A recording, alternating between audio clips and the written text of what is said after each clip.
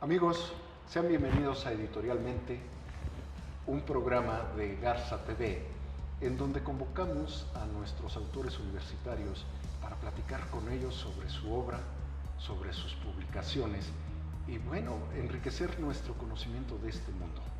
En esta ocasión me da mucho gusto presentar a la doctora Elvira Hernández Carballido, profesora e investigadora de nuestra Universidad Autónoma del Estado de Hidalgo en el Instituto de Ciencias Sociales y Humanidades y específicamente en el área académica de Ciencias de la Comunicación. Doctora, bienvenida y gracias por aceptar la invitación. Realmente sabemos que va a ser una charla muy amena, muy interesante sobre su libro Mujeres Independientes, Mujeres Revolucionarias. Bienvenida. Muchas gracias, un gusto estar aquí. Gracias, doctora. Y pues antes de entrar al libro, ¿qué Ciencias de la Comunicación? ¿Qué hace usted en esta área? ¿Qué le ha dado el área y qué le ha dado usted a la comunicación en México, al periodismo sobre todo, que ha sido un tema de interés, el periodismo y el feminismo, la presencia de la mujer en la historia, pero muy particularmente en el periodismo mexicano? ¿Qué despertó la vocación por estos temas? Pues sin duda que desde pequeña me gustaba mucho escribir y pues siempre los profesores, las profesoras me decían, oye, escribes muy bonito, deberías de dedicarte a esto. Dije, no, ser literata va a ser muy difícil luego estar publicando. Y entonces sentí que el periodismo era un espacio donde yo veía que mucha gente escribía. Después ya me convenció más porque también podía yo conocer a gente interesante. Entonces mi vocación fue el periodismo. Pero bueno, ya cuando me inscribí a la licenciatura cambió de nombre, ya se empezó a llamar Ciencias de la Comunicación. Pero el periodismo finalmente es la base y es la inspiración de la comunicación, que finalmente pues está en todos los escenarios, ¿no? Desde el escenario íntimo, en la familia, con la pareja, la comunicación está ahí latente, hasta la manera ya masiva en los medios de comunicación. Entonces fue así como entré pensando, inspirada en el periodismo, pero pues tuve un escenario mucho más completo en la comunicación. Claro. Sin embargo, pues seguí con el periodismo y pues ahí también tuve algunas profesoras que empezaron a influir, a hablarnos sobre cuestiones de las mujeres, del feminismo, y me gustó porque en mi casa yo nunca sentí ese tipo de diferencias. Con mi papá jugábamos fútbol, nos llevaba al box, o sea, cosas que de pronto cuando me decían tú no porque eres mujer, yo decía, pero ¿cómo si en mi casa nunca ha habido? No hay diferencia. Sí, no hay esa diferencia. Y en vez de decir, no, yo no tengo problemas, dije, no, ¿qué pasa? Porque las demás mujeres parece que no pueden entrar a otros espacios, ¿no? Y también con esa convicción que me dieron mis profesoras, pues salí de la universidad y el primer espacio en el que escribí fue una revista pues muy importante para el feminismo mexicano que se llamó FEM. Entonces, luego, con un gran prestigio y una labor muy importante que marcó una pauta, un parteaguas en la lucha, en la vindicación y la reivindicación de la mujer en general en la historia contemporánea de México. Allí con Estela Rivera, sí, muchas más. Tuvimos el gusto de tratarla alguna vez, una mujer también muy combativa, muy participativa.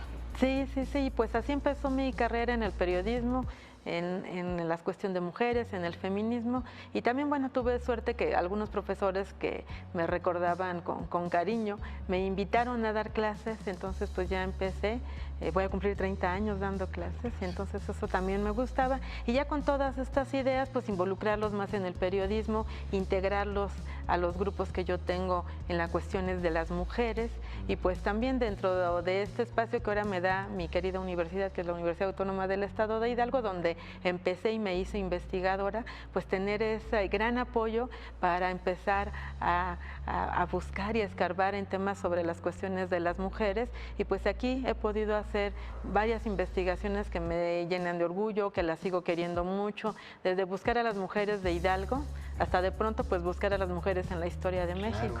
Y justamente es el tema, y ahora sí vamos a entrar al libro Mujeres Independientes, Mujeres Revolucionarias, que usted coordinó. Convocó usted aquí a un grupo amplio de generalmente escritoras. Hay por allí un investigador,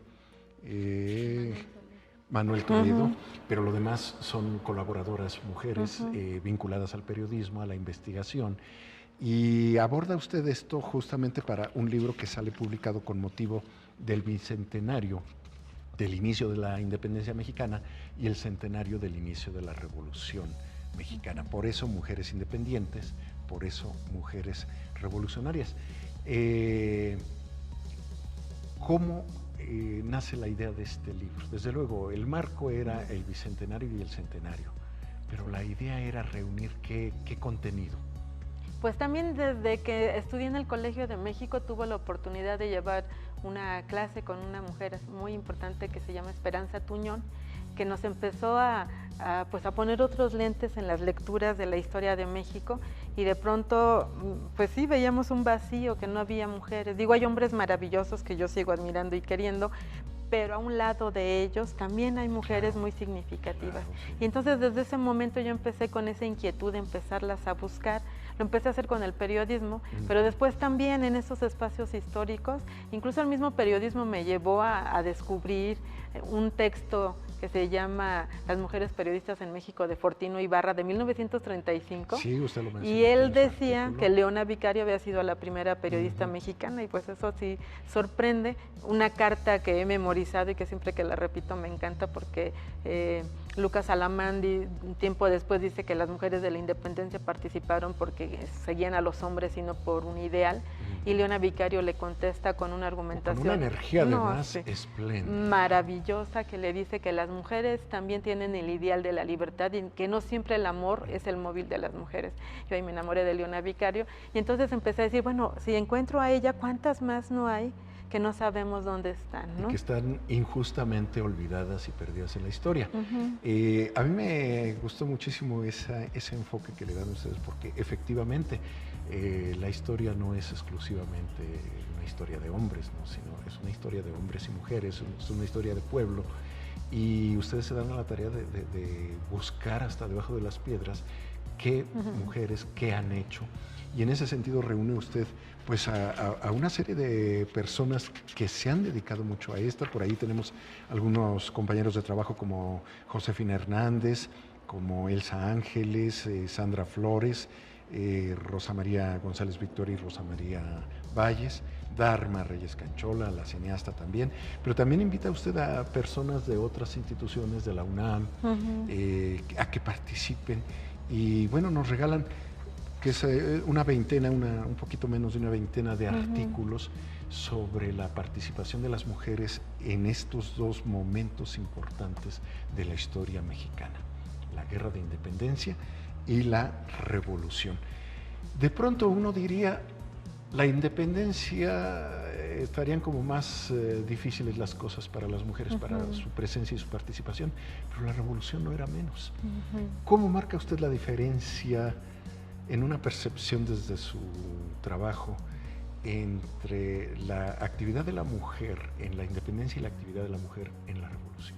Pues sí, eran momentos más complicados, porque sí era pues un contexto muy conservador en torno a las mujeres, esperando muy poco de ellas. En la independencia, bueno, estábamos dominados por otro país, y entonces también las condiciones de las mujeres iban a ser más complicadas. Sin embargo, siempre hay esa subjetividad femenina que, pese a todo, sale por la personalidad, por el interés, y hay mujeres en ese contexto del siglo XIX que ya estaban haciendo algo. Digo, desde muchísimo tiempo atrás la misma Sor Juana buscó un espacio en donde poder tener esta vocación de la escritura, de la discusión. Y la resiedumbre para contestar. Sí. Y claro, esta independencia no trajo grandes cambios en la situación de las mujeres, y la Revolución, bueno, más o menos también lo logró, pero lo que yo siempre digo, estos dos grandes movimientos sociales que hablan de libertad, que hablan de justicia, no le pueden hacer ajenos a las mujeres. Y las mujeres por eso se integran, y yo creo que lo aprovechan muy bien, lo aprovechan para tener presencia, lo aprovechan porque los hombres también están entre ellos discutiendo, y se abren más puertas para ellas, ¿no? Porque los tienen que apoyar, porque tienen que ver qué se puede hacer. Entonces, en esos dos momentos es maravilloso encontrar a tantas mujeres dispuestas a luchar, a dar su vida, y también a argumentar y a discutir lo que debe de ser la libertad y la justicia para un país. Desde luego, sí. Y yo creo que es muy importante esto que usted anota, la presencia del país dominante, hegemónico, España en estos momentos, pero además todos estos aparatos de control, entre ellos la propia Inquisición, que era el terror último para cualquiera, para frenar cualquier inquietud ideológica, innovadora. Bueno, ya lo mencionó usted, el caso de Sor Juana, que a punto estuvo de que se le condenara por esa vía, ¿no? Pero en este momento, en La Independencia, tiene usted un artículo que hace al limón con Sandra Flores sobre una mujer excepcional, Leona Vicario. Es la aportación de usted en este libro. Y ya lo mencionaba usted, un autor, Urrutia, ¿verdad? La plantea como la primer periodista. Ustedes anotan aquí, quizá no es la primer periodista, pero eso no le resta los méritos de una mujer con una fortaleza y una ejemplaridad extraordinarias en la participación consciente y no de rebote. ¿Qué nos dice de esta mujer extraordinaria, Leona Vicario? Y perdón, porque en la historia oficial nos dejan la presencia de la corregidora, doña Josefa Ortiz de Domínguez, que tuvo un mérito y una participación, pero doña Leona Vicario, una mujer que incluso anduvo a salto de mata para preservar la vida de los hijos y desde luego apoyar al marido.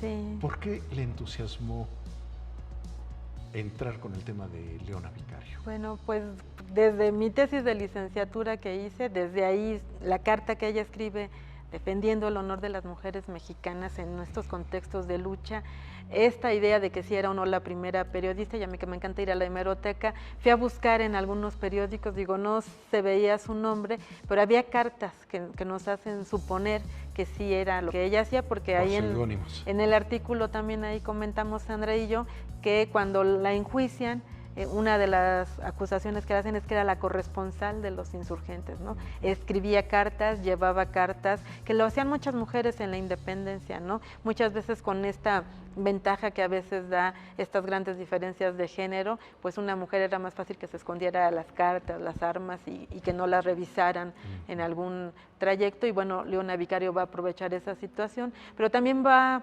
aprovechar algo que fue una tragedia, que perdió a su papá y a su mamá.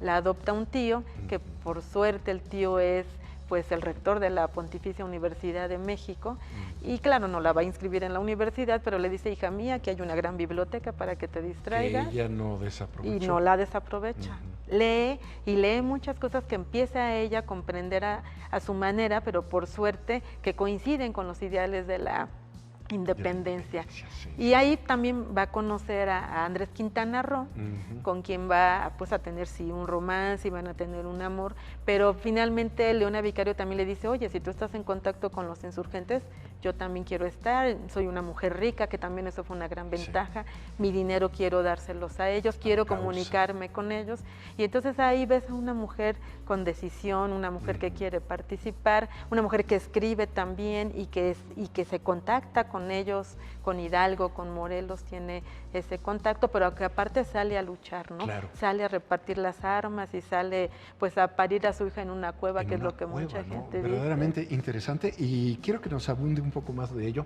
Vamos a ir a un corte breve y regresamos enseguida para que nos siga usted comentando sobre esta mujer extraordinaria, pero también sobre este libro y las mujeres que aquí usted plasma. Regresamos enseguida.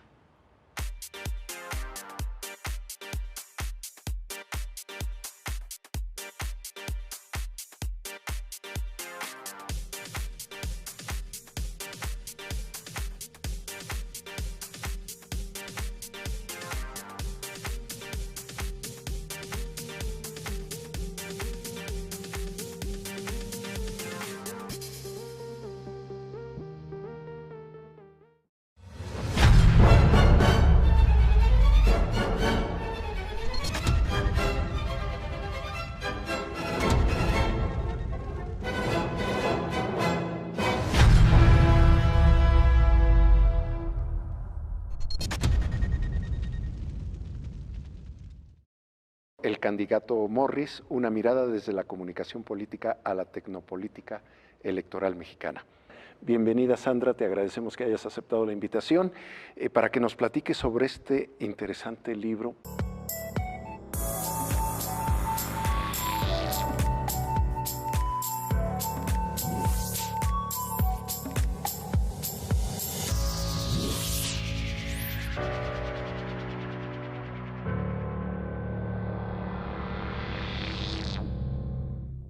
la propia población, los usuarios de Internet, eran los que estaban armando el discurso del candidato.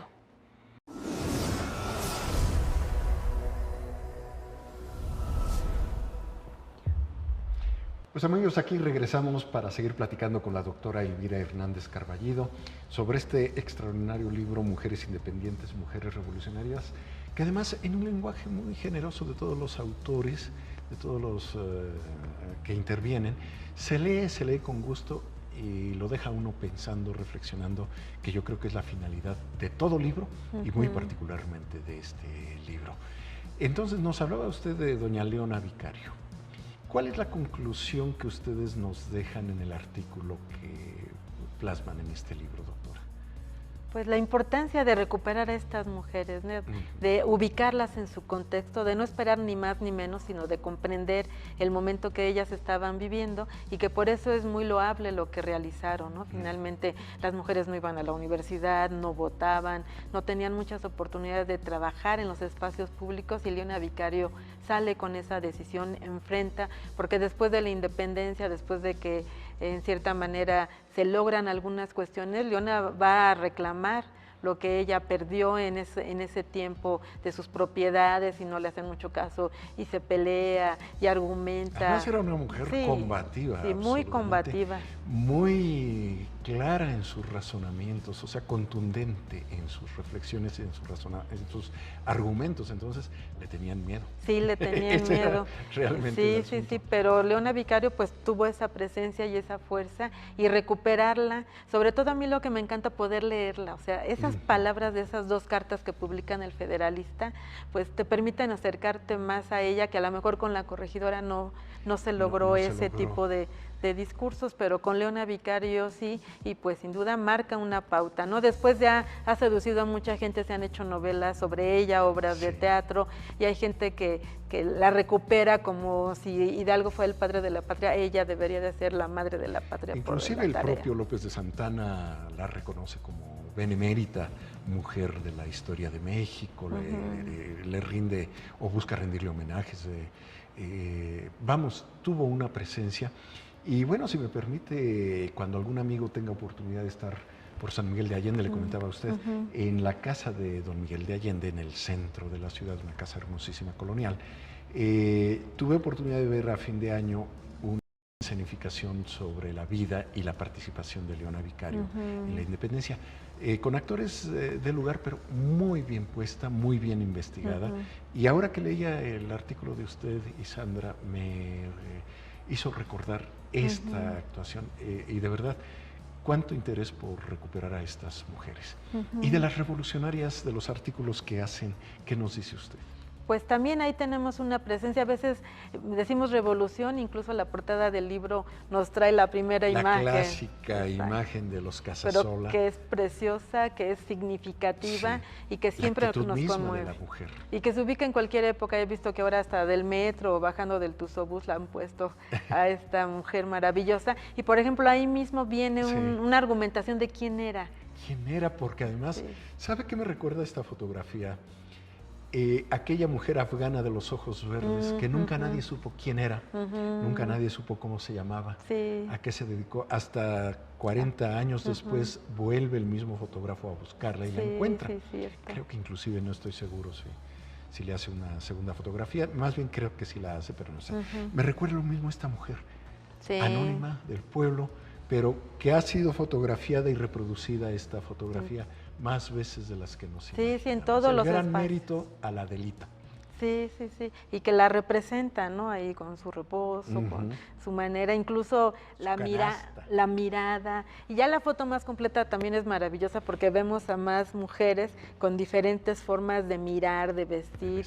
Y nos habla de esa presencia también en ese momento, ¿no? De la lucha, de la muerte, pero también de esos hombres que necesitaban ser atendidos y cuidados, y ahí están ellas siguiéndolos en el tren, que es donde se está asomando ella. Con la canasta, con el zarape y con los hijos a veces, pero siempre apoyando una causa, porque además participar en esto forma conciencias también, o sea, claro que sí. Eran mujeres con conciencia de lo que estaban haciendo. Me gusta ese artículo también porque frente a una mujer culta, que rebasó los paradigmas de su tiempo, como Leona Vicario que hemos mencionado. Está la mujer del pueblo, iletrada, pero no inconsciente. Y también hay una serie de artículos interesantes. Y me parece de mucha importancia también el ensayo que hace Aimé Vega Montiel, Las mujeres en la independencia y en la Revolución Mexicana. Es una reflexión interesante sobre esto que usted nos acaba de comentar. Así es, y bueno, Aimé Vega Montiel... De la UNAM, ella. Sí, ¿verdad? es de la UNAM y es una mujer muy joven, es una mujer que ha abierto muchos espacios para las mujeres, para la presencia y la conciencia del feminismo, y fue un honor que viniera a nuestra universidad a dar una conferencia magistral, y fue lo que recuperamos aquí en el libro, cerrar con esa reflexión. Ella da esta conferencia en el 2010, es decir, 100 años y 200 años después de estos dos grandes movimientos, y es una mujer que ahorita tiene una presencia nacional e internacional muy importante. Entonces fue para mí muy significativo que viniera a nuestra universidad, que reflexionara y que dijera, bueno, ¿qué hemos ganado, qué hemos perdido? Me encanta que su mirada no victimiza, pero tampoco es optimista, sino que equilibra. Y dice, aquí estamos, aquí está nuestra historia y aquí estamos las que hemos construido, ¿no? Y lo importante es eso, recuperarnos y no olvidar esa historia, ¿no? Para no repetir a lo mejor algunos errores, para crear otras estrategias, porque finalmente después de la Revolución Mexicana, como ahí lo platica también en un texto precioso la doctora Valles, sobre Ermila Galindo, cómo se decepcionan. Muy combativa, muy combativas, pero la Constitución sí las decepciona porque esperaban ellas algo más, ¿no? Este reconocimiento en la participación política, en la decisión de qué país es el que quiero a través del voto. En el derecho a ser tomadas en cuenta por sí mismas, pero además por una participación abierta que han tenido a lo largo de la construcción de la historia, definitivamente. Me parece también muy interesante y además muy abierto el rol cuando invitan a Manuel Toledo Molano y escribe un artículo sobre mito y fotografía e imaginarios sociales. Sobre todo porque rompe con este mito estereotipado de que las feministas están contra los hombres y no los dejan participar. No, al contrario, es un artículo interesante y es esto, juntos en una lucha de reivindicación social. Sí, y estas complicidades son maravillosas porque a veces estamos discutiendo y los compañeros luego creen que no los tomamos en cuenta o que no creemos que también tenemos que equilibrar, porque de pronto también nos vamos a los extremos, ¿no? Entonces, en este caso, Manuel Toledo, que aparte es uno de los profesores, yo diría, no solo más queridos, sino más talentosos del área de comunicación, escribe una argumentación con una ironía que a mí me gusta mucho cómo la va manejando en el texto y te va envolviendo. Y te va haciendo exactamente preguntarte, ¿no? ¿Quién es esa mujer? ¿Qué representa esa fotografía? Y la importancia de la fotografía en la revolución, que aquí tenemos la dicha de tener todo el archivo Casasola, y encuentra unas fotografías maravillosas sobre la presencia femenina, ¿no? Y la lectura de la imagen, que es tan compleja, porque además debe uno contextualizarla, conocer a los personajes. Doctora, ¿y por qué? Le voy a hacer una pregunta, ¿por qué debe la gente leer este libro? ¿Por qué lo recomienda usted al que no es especialista en temas de género, al que no es especialista en ciencias de la comunicación? ¿Por qué le recomienda a usted leer el texto Mujeres Independientes, Mujeres Revolucionarias? Yo digo que es importante leerlo para reconciliarnos con la historia de nuestro país, para encontrar otros espacios en donde pues están presentes las mujeres, en donde podamos comprender este México de ahora, lo que hemos logrado y lo valoremos, y lo que no hemos podido lograr, pues buscamos esas estrategias. Yo creo que el libro nos hace llenarnos de nostalgia, pero también de fuerza, con los testimonios, con las presencias de estas mujeres, que a veces, pues por iniciativa totalmente de ellas surgieron, y a veces también con apoyo de algunos hombres, con el mismo contexto que se daba en la sociedad, y nos permite tener una historia de nuestro país donde están los hombres y donde estamos las mujeres, y entonces es ahí donde quien lo lea va a apostar por esa equidad de género, va a comprender que los hombres y las mujeres siempre hemos estado en el mismo escenario. Lo que pasa es que a veces... Y construyendo el mismo país. A veces pues nos ponemos otros lentes y no las vemos,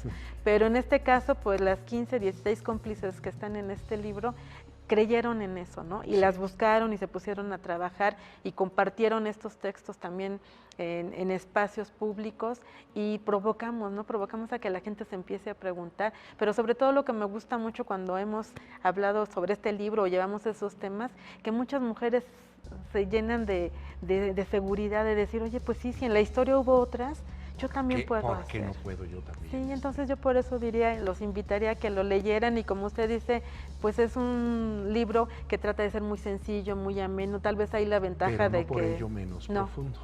Sí, Eso sí, creo sí. que es lo bonito de este libro, que es generoso el lenguaje, pero es importante el contenido. Sí, sí, sí, tiene ahí referencias muy puntuales, nombres muy precisos. Y una bibliografía por si alguien quiere profundizar en Sí, algún sí, tema, sí. no quedarse ajeno a seguir investigando. Ujú. ¿Qué le han dicho algunos lectores que hayan comentado con usted sobre el Pues sabe lo que les ha gustado, sobre todo aquí en nuestro estado, que mencionemos a mujeres hidalguenses. Por ejemplo, estas mujeres de Apan, que se les llamó las 11,000 vírgenes. Hermosísimo ese Hay pasaje. gente que, sobre todo allá en Apan, dicen, es que tenemos que buscar más datos de ellas. ¿Qué saben? Pues es lo único que se encontró sobre ellas. Sería muy interesante buscar más y ver cómo también la seducción fue un arma de las mujeres. Claro. Y en este caso, las mujeres de Apan, pues el ejército español pasaba por Apan y al otro día o ese mismo día se transformaban en insurgentes. Y fue tan grave que de la misma España mandaron a averiguar qué pasaba ahí. Pasando? Sí, Entonces, por ejemplo, eso les es además gusta mucho. una parte muy bonita, poco Sí, documentada. exacto. En realidad, don Abraham Pérez López la documenta en su diccionario biográfico hidalguense, Sí. pero sí, en efecto, son pasajes olvidados que hay que recuperar. Sí, sí, sí, o también lo que escribe Dharma Reyes Canchola, que es cineasta y me decía, Elvira, ¿yo qué voy a escribir? Pero me contó una historia también muy bonita de unas mujeres en San Juan Ulúa. Le dije, no, Dharma, tienes que compartirnos lo que ellas hicieron. Son mujeres que también entraron al cine y tenemos que saber sus nombres y cómo también sus imágenes están representando algo de esos inicios de la Revolución Mexicana. Sí, definitivamente. ¿Y los colaboradores, qué le dijeron cuando los invitó usted a participar? Pues por suerte es gente que primero que nada es amiga, que son solidarios y que siempre logro yo involucrarlos porque me entusiasmo mucho y llego con mucho entusiasmo y alegría a decirles, oye, tenemos que hacer una reflexión, sobre todo en ese tiempo que empezaba lo del bicentenario y el centenario, y decíamos, ¿y dónde están las mujeres? Y entonces, en vez de enojarnos, mejor vamos a escribir sobre ellas y a mostrarlas, ¿no? Entonces fue realmente sencillo involucrar a la gente. Raquelito Barceló, que es un amor de mujer aquí en nuestra universidad, historiadora maravillosa, apenas entré a su cubículo, digo, es que quisiera que escribiera, sí. Sí. De inmediato participó. Ella escribe sobre el Congreso. Sobre el Congreso Feminista en Yucatán.